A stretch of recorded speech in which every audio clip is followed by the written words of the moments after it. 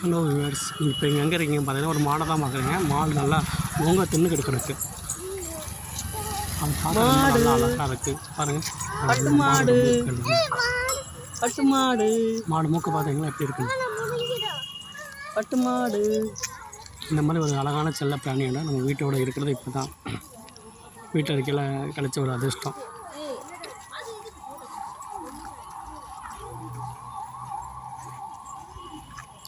மாடை பார்க்க ரொம்ப நல்லா இருக்கு. பட்டு மாடு பட்டு மாடு போட்டலாம் அது.